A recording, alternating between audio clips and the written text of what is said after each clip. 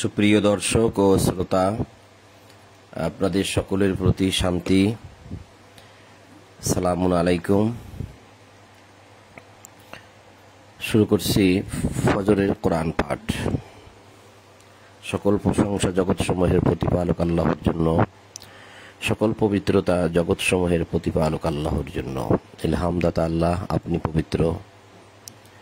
আমার রব, আমি আপনার আশ্রয় প্রার্থনা করি শয়তানের প্ররোচনা হইতে। আমার রব, আমি আরও আশ্রয় প্রার্থনা করি আমার নিকট উহাদের উপস্থিতি হইতে।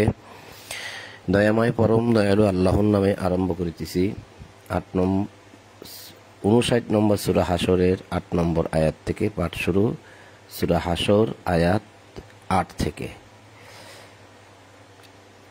তো এই আয়াতটা 8 নম্বর আয়াত বুঝতে হলে পিছনের আয়াতটা পড়ে আসতে হয়। 8 নম্বর আয়াতে যে সম্পদের কথা বলা হয়েছে, সেই সম্পদগুলা কোথা থেকে আসলো, কে পাইল এবং কোথায় খরচ হবে, তারই একটা অংশ হচ্ছে 7 নম্বর আয়াতে। তা আমরা 7 নম্বর আয়াত থেকেই পড়ে যাই। বিসমিল্লাহির রহমানির রহিম।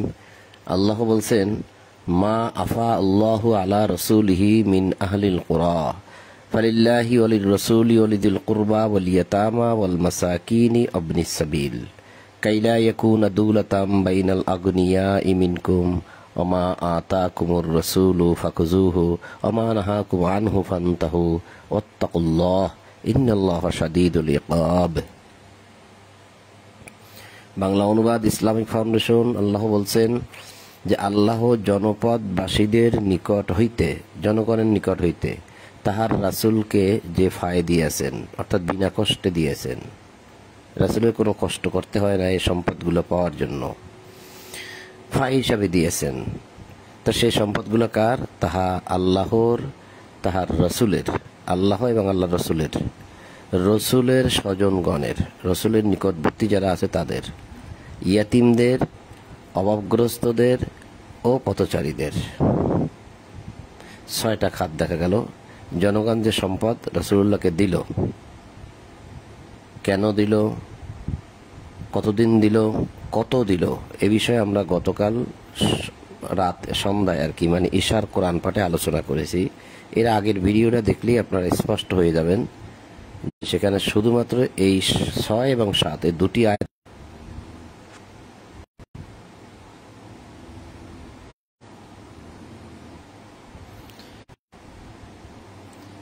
ইন্টারনেট সিগন্যাল দিচ্ছে, বন্ধ হয়ে যাচ্ছে, চালু হচ্ছে, বন্ধ হচ্ছে, চালু হচ্ছে। একবার ওয়াইফাই দিচ্ছি, একবার ডাটা দিচ্ছি।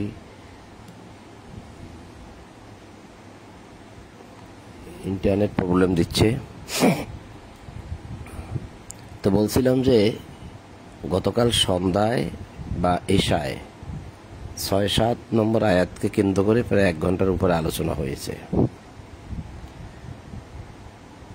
তো এই সম্পদগুলো কতদিন দিছে, কেন দিছে, কাহারা দিছে, কত পার্সেন্ট দিছে, সে সমস্ত বিষয়ে যথেষ্ট আলোচনা আমরা করেছি। অর্থাৎ এর আগের ভিডিওটা আপনি দেখলেই পেয়ে যাবেন সেখানে। তো যাই হোক, বলছিলাম যে এই যে সম্পদ, যে সম্পদগুলা জনগণ রাসূলুল্লাহকে দিয়েছেন, সেই সম্পদগুলাই রাসূলুল্লাহ 6 খাতে বন্টন করেছেন। তার মধ্যে একটা খাত, অর্থাৎ প্রথম খাত আল্লাহর জন্য, এইটা রাসূলুল্লাহ রেখে দিবেন, এই সম্পদটা রেখে দিবেন। আর যে সম্পদ, যেমন রাসূল কিছু খাবেন, যদি প্রয়োজন হয় তিনি কিছু খাবেন, খরচ করবেন। আর রাসূলের স্বজনগণকে দিবেন, তারা খরচ করবে সেটা। এতিমদেরকে দেবেন, এতিমও সেটা খরচ করবে। অভাবগ্রস্তকে দিলে মানে মাসাকিন, মিসকিনকে দিলে সেটাও খরচ করবে। পথচারী অবনিস সাবিল যারা, তাদেরকে দিলে তারাও খরচ করে ফেলবেন। শুধুমাত্র সবাই খরচ করে ফেলবে, শুধুমাত্র আল্লাহর নামে যে সম্পদটা থাকবে সেটা জমা থাকবে। এটা বোঝা যাচ্ছে, কারণ আল্লাহ তার সম্পদগুলো নিতে আসে নাই। আর এদিকে কাকে কাকে দিতে হবে তাও তো বলে দিছে। তাহলে এই সম্পদটা যেহেতু রিজার্ভ থাকবে, এই রিজার্ভ সম্পদটা যখন তখন লাগবে, এনি টাইম লাগতে পারে, এটা প্রস্তুত থাকতে হবে। তো সে কথাই এখানে বলছে। আর এই যাদেরকে রাসূলুল্লাহ দিল, এই যাদের কথা বলা হইল, তাদের প্রতি আদেশ যে রাসূল তোমাদেরকে যাহা দেয় তা তোমরা গ্রহণ করো। আর এই সম্পদটা যেন আবার ধনীদের মাঝে না যায় সে কথা বলা হয়েছে, যাহাতে তোমাদের মধ্যে যাহারা বিত্তবান কেবল তাহাদের মধ্যেই থেকে ঐশ্বর্য আবর্তন না করে। তো দুটো বিষয় আমরা পাওয়া গেল। এবং এই সম্পদটা এইটা যে রাসূল তোমাদেরকে যাহা দেয় তাহা তোমরা গ্রহণ করো, তার মানে রাসূল কিন্তু সম্পদ দিল, এটা সম্পদের বন্টন। এখন এই আয়াতের এই অংশটুকুর ভুল ব্যাখ্যা অপব্যাখ্যা করে অনেকে বলে যে রসুল যা নিয়ে আসে তা তোমরা গ্রহণ করো। রসুল কি নিয়ে আসে? রসুল হাদিস নিয়ে আসে। আসলে কিন্তু সেই বিষয়টা এখানে বলা হয় নাই। এখানে হাদিস বলতে এরকম এখানে কিছু নাই। হাদিস শব্দটা অন্য অন্য জায়গায় আছে, তখন হাদিস শব্দ নিয়ে আলোচনা হবে, কিন্তু এখানে নাই। এখানে রাসূল তোমাদেরকে যা দেয় মানে এই সম্পদটা দেয় তা তোমরা গ্রহণ করো, আর যাহা থেকে তোমাদেরকে নিষেধ করে তাহা হইতে বিরত থাকো, এবং তোমরা আল্লাহকে ভয় করো, আল্লাহ তো শাস্তি দানে কঠোর। যাহা হইতে তোমাদেরকে বিরত থাকো, যাহা তোমাদেরকে নিষেধ করে তাহা হইতে বিরত থাকো। এখানে রাসূল নিষেধ করে বিষয়টা একটু ভিন্ন রকম, আমি একটু দেখিয়ে দিচ্ছি। যেমন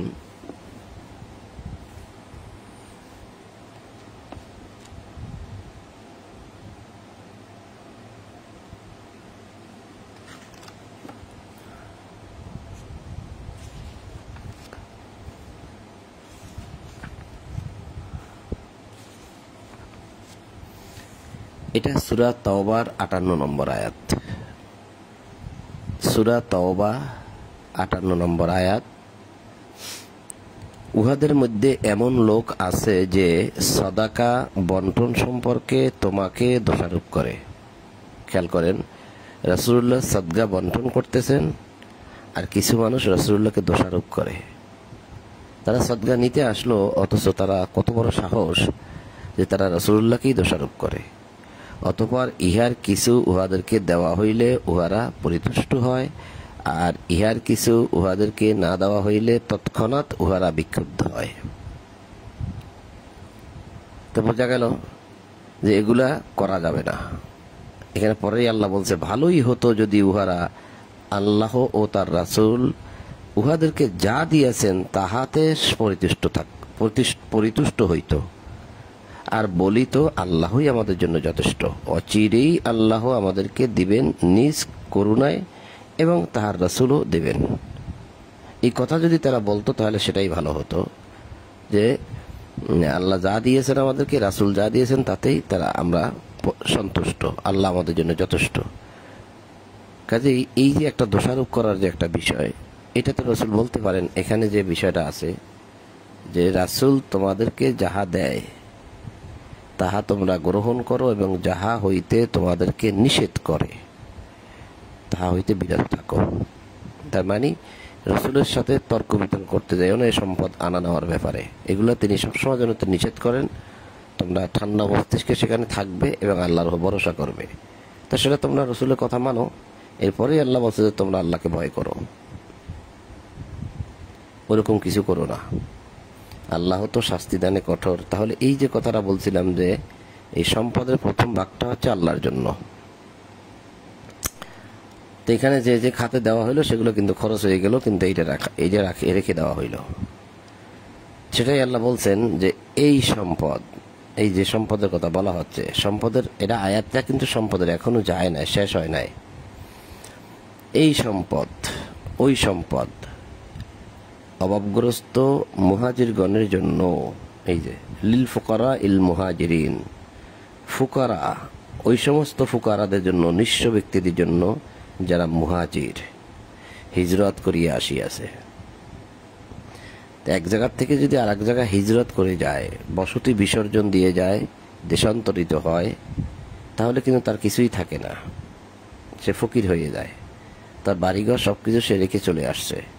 এই জন্যই এই সম্পদ অভাবগ্রস্ত মানে ফুকারা মুহাজিরগণের জন্য, যারা হিজরত করিয়া আসিয়াছে, তাদেরও সম্পদ দিতে হবে। এখন যাহারা নিজেদের ঘরবাড়ি ও সম্পত্তি হইতে উৎখাত হইয়াছে,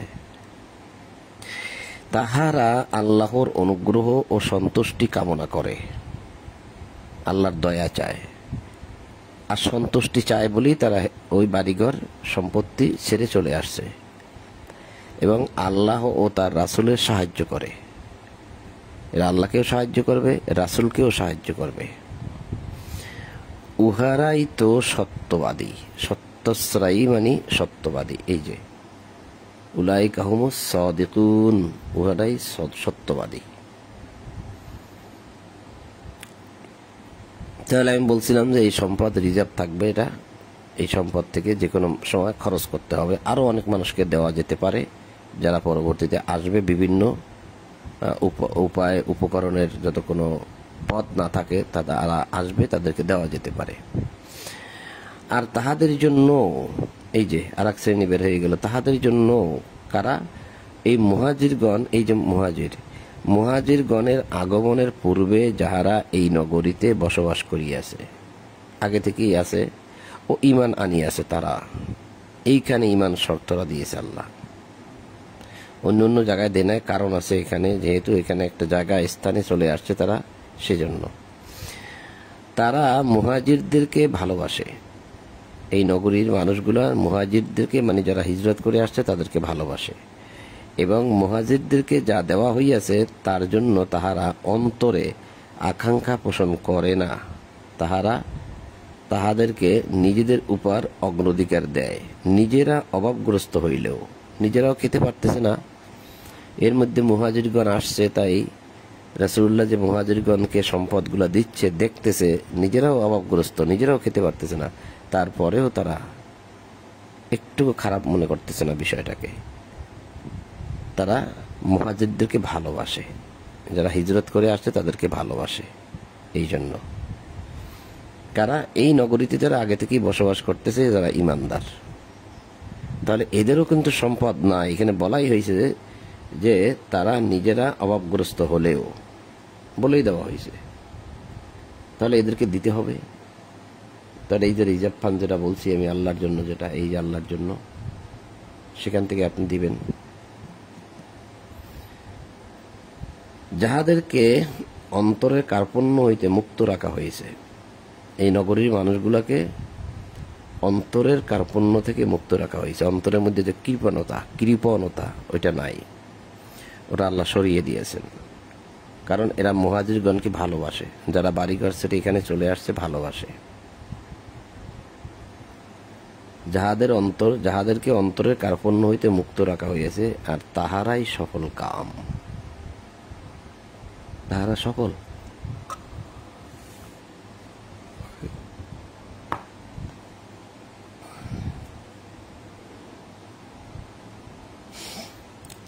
এরপরে বলা হয়েছে যাহারা উহাদের পরে আসিয়াছে। ওই যে মুহাজিরগণ আসলো, তাদের পরে আবার আসিয়াছে। তাহারা বলে, হে আমাদের প্রতিপালক, আমাদেরকে এবং ইমানে অগ্রণী আমাদের ভাইগণকে, ভ্রাতাগণকে মানে ভাইগণকে ক্ষমা করো। তারা নিজেরা ক্ষমা চায়। আর এই মুহাজিরগণ যারা এসেছে, যাহারা উহাদের পরে আসিয়াছে, তাহারা বলে, হে আমাদের প্রতিপালক, আমাদেরকে এবং ইমানে অগ্রণী আমাদের ভ্রাতাগণকে ক্ষমা করো। নিজেকেও ক্ষমা করো এবং তাদেরকেও ক্ষমা করো, এবং মুমিনদের বিরুদ্ধে আমাদের অন্তরে বিদ্বেষ রাখিও না, হিংসা রাখিও না। তারা বলে কোনো প্রকার হিংসা যেন আমাদের মধ্যে না থাকে। হে আমাদের প্রতিপালক, তুমি তো দয়াদ্র, পরম দয়ালু। তারা কি বলে? রব্বানা গফির লানা ওয়া লিইখওয়ানিনাল্লাযীনা সাবাকুনা বিল ঈমানি ওয়া লা তাজআল ফী কুলুবিনা গিল্লাল লিল্লাযীনা আমানু রব্বানা ইন্নাকা রাউফুর রহিম। এটা তারা বলে। এবার আসছে মুনাফিকদের বিষয়, যে তুমি কি মুনাফিকদেরকে দেখো নাই? উহারা কিতাবীদের মধ্যে যাহারা কুফরি করিয়াছে, উহাদের সেই সব সঙ্গীকে বলে, তোমরা যদি বহিষ্কৃত হও, আমরা অবশ্যই তোমাদের সঙ্গে দেশ ত্যাগী হইব। তোমরা যদি বাড়িঘর থেকে উৎখাত হও, তাহলে আমরাও তোমাদের সাথে উৎখাত হইব, দেশ ত্যাগী হব। আমরা তোমাদের ব্যাপারে কখনো কাহারও কথা মানিব না। তোমাদেরকেই যদি এখান থেকে যেতে হয়, ইমানদারদেরকে বলতেছে মুনাফিকরা, তাহলে আমরাও তোমাদের সাথে চলে যাব, কারও কথা মানব না। এবং যদি তোমরা আক্রান্ত হও, আমরা অবশ্যই তোমাদেরকে সাহায্য করিব। কারা বলে? মুনাফিকদের, এই মুনাফিকরা বলে সাহায্য করিব। কিন্তু আল্লাহ সাক্ষ্য দিতেছেন যে উহারা অবশ্যই মিথ্যাবাদী। এদের অন্তরে কি আছে তা আল্লাহ জানেন, কিন্তু ওই সময়ের মানুষগুলো জানে না। কারণ তারা সুন্দর সুন্দর কথা বলে, তোমরা যদি বহিষ্কৃত হও এখান থেকে, তোমাদেরকে যদি উৎখাত করে, তাহলে আমরাও তোমাদের সঙ্গে দেশ ত্যাগ করে চলে যাব, তোমাদের ব্যাপারে কারো কথা আমরা মানব না। তোমরা আক্রান্ত হইলে অবশ্যই আমরা তোমাদেরকে সাহায্য করিব। আল্লাহ কি বললেন? আল্লাহ সাক্ষ্য দিতেছেন যে উহারা অবশ্যই মিথ্যাবাদী। এই দেখেন, আল্লাহু ইয়াশহাদু, আল্লাহ সাক্ষ্য দিতেছেন, ইন্নাহুম লাকাযিবুন, যে তারা মিথ্যাবাদী। বস্তুত উহারা বহিষ্কৃত হইলে মুনাফিকগণ তাহাদের সঙ্গে দেশ ত্যাগ করিবে না, আল্লাহ বলতেছেন। কারণ তাদের অন্তরে নাই এটা, আল্লাহ অন্তরের খবর জানেন। এবং উহারা আক্রান্ত হইলে ইহারা উহাদেরকে সাহায্য করিবে না। এবং ইহারা সাহায্য করিতে আসিলেও অবশ্যই পৃষ্ঠ প্রদর্শন করিবে। সাহায্য করতে যদি আসেও আবার চলে যাবে। অতঃপর তাহারা কোনো সাহায্যই পাইবে না। প্রকৃতপক্ষে ইহাদের অন্তরে আল্লাহ অপেক্ষা তোমাদের ভয় অধিকতর বেশি। আল্লাহর চেয়ে তোমাদের ভয়ই বেশি। তোমরা কি না কি করে বসো, আবার ওরা আল্লাহকে ভয় করে না। ইহা এই জন্য যে ইহারা এক অবুঝ সম্প্রদায়।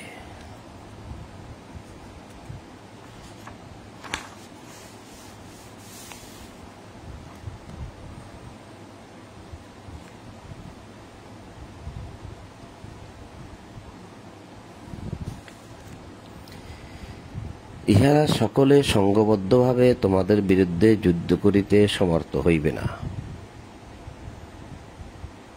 তোমাদের পক্ষ হয়ে যুদ্ধ করবে না, কিন্তু কেবল সুরক্ষিত জনপদের অভ্যন্তরে অথবা দুর্গ প্রাচীরের অন্তরালে থাকিয়া পরস্পরের মধ্যে উহাদের যুদ্ধ প্রচণ্ড।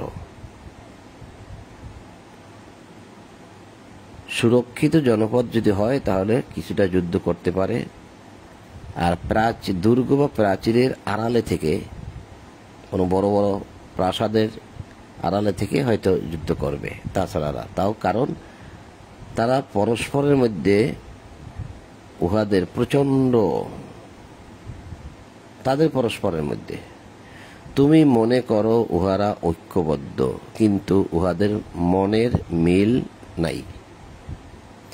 ইহা এই জন্য যে ইহারা এক নির্বোধ সম্প্রদায়, কওমুন লা ইয়াকিলুন, যাদের আক্কল নাই। তো এই কথাগুলো কিন্তু বলা হচ্ছে এখন মুনাফিকদের ক্ষেত্রে। ইহারা সেই লোকদের মতো যাহারা ইহাদের অব্যবহিত পূর্বে নিজেদের কৃতকর্মের শাস্তি আস্বাদন করিয়াছে। ইহাদের জন্য রহিয়াছে মর্মান্তুদ শাস্তি। তার এই মানুষগুলো এমন যাহারা ইহাদের অব্যবহিত পূর্বে নিজেদের কৃতকর্মের শাস্তি আস্বাদন করিয়াছে।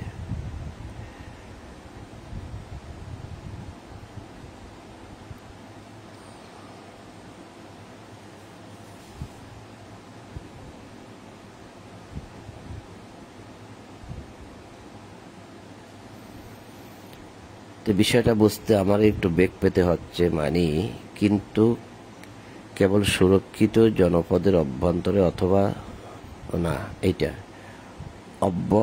অব্যবহিত, অব্যাহতি বিষয় একটা শব্দ, অব্যবহিত, আর এটা হচ্ছে অব্যবহিত। ইহারা সেই লোকদের মতো যারা ইহাদের অব্যবহিত পূর্বে নিজেদের কৃতকর্মের শাস্তি আস্বাদন করিয়াছে। যাক, বিষয়টা যেহেতু ভালো করে বুঝে আসতেছে না, অব্যবহিত এমন একটা শব্দ দিছে, এত বড় শব্দ দিয়া এরকম, যেটা মানুষ বুঝবে না। কারণ এখানে বুঝে আসতেছে না এই কারণে যে তাদের মতো যারা নিজেদের অব্যাহতি, যেমন মানুষ অব্যাহতি চায় কোনো একটা বিষয় থেকে, চাকরি থেকে অব্যাহতি চায়, কাজকর্ম থেকে অব্যাহতি চায়, তো অব্যাহতির আগেই নিজেদের কৃতকর্মের শাস্তি আস্বাদন করিয়াছে। তারা যে অপরাধ করেছে সে অপরাধের শাস্তি তারা পেয়ে গেছে, আবার এদের জন্য রহিয়াছে মর্মান্তিক শাস্তি পরকালে। এরকম একটা বিষয় বুঝে আসতেছে। এরপরে আল্লাহ বলছে যে ইহারা শয়তানের মতো, এরা শয়তানের মতো।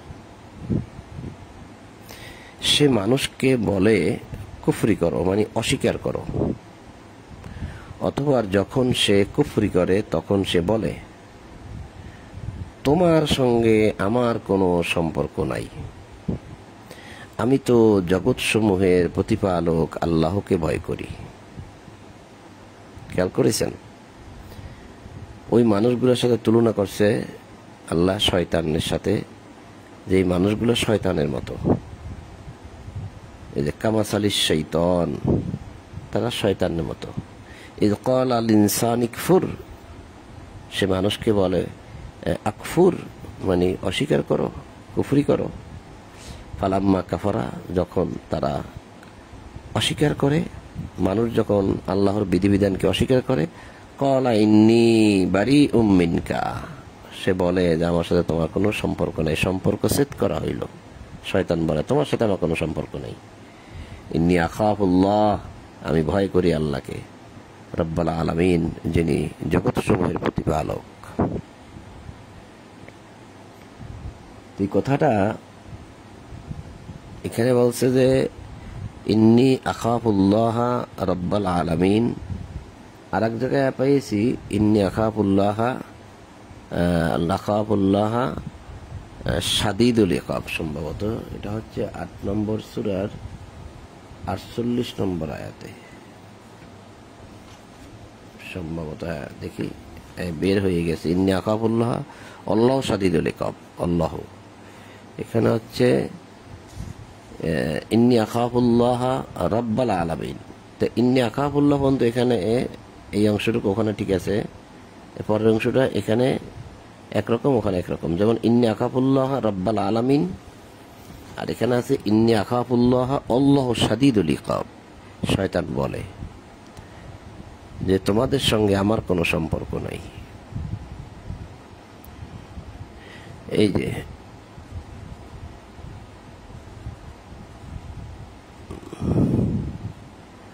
শয়তান মানুষকে বলে যে আজ মানুষের মধ্যে কেহই তোমাদের উপর বিজয় হইবে না, তোমাদের উপর হবে না, আমি তোমাদের সঙ্গেই থাকিব। অথবা দুই দল যখন পরস্পরের সম্মুখীন হইল তখন সে পিছনে সরিয়া পড়িল ও বলিল তোমাদের সঙ্গে আমার কোনো সম্পর্ক নাই, সম্পর্ক রইল না। তোমরা যা দেখতে পাও না আমি তো তা দেখতে পাই, দেখি, নিশ্চয়ই আমি আল্লাহকে ভয় করি। শয়তান বলে, প্রতারক তো তাই। আর আল্লাহর শাস্তিদানে কঠোর, আল্লাহু শাদীদুল ইকাব। এটা দেখাইবার জন্য এখানে এনেছিলাম। তো চতুর্দিকে পরিষ্কার হয়ে যাচ্ছে। আজকে আর না পড়ি, সূরা হাসরের 17 নম্বর আয়াত পর্যন্ত পাঠ করলাম। ইনশাআল্লাহ পরবর্তীতে 18 নম্বর আয়াত থেকে পাঠ শুরু করবো ইনশাআল্লাহ। তা আজ আর নয়, তা আপনাদের সকলের প্রতি শান্তি, সালামুন আলাইকুম। আর সকল প্রশংসা জগৎসমূহের প্রতিপালক আল্লাহর জন্য। এই বলেই ফজরের কোরআন পাঠ এখানেই সমাপ্ত করলাম। আলহামদুলিল্লাহি রাব্বিল আলামিন।